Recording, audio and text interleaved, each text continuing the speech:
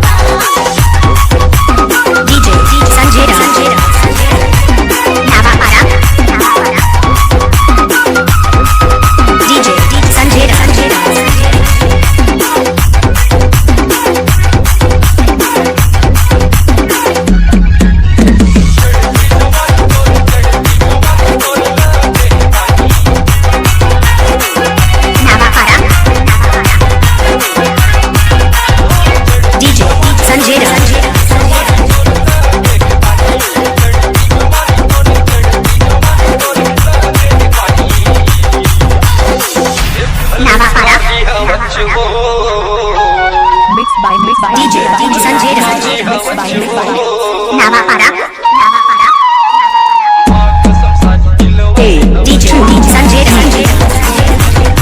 Navahara.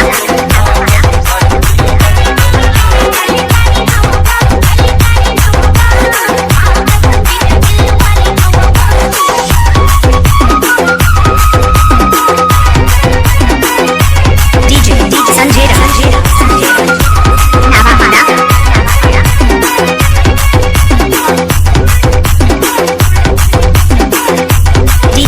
Navahara.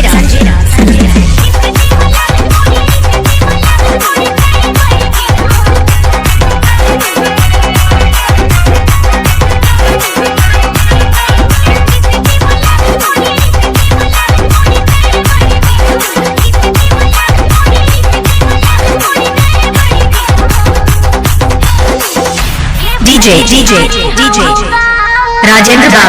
Rajendra Babu. ए भले कारी हमौगा। Mixed by DJ Rajendra Babu. 2, 3.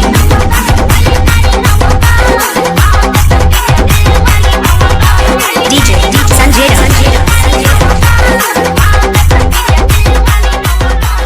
Navahara.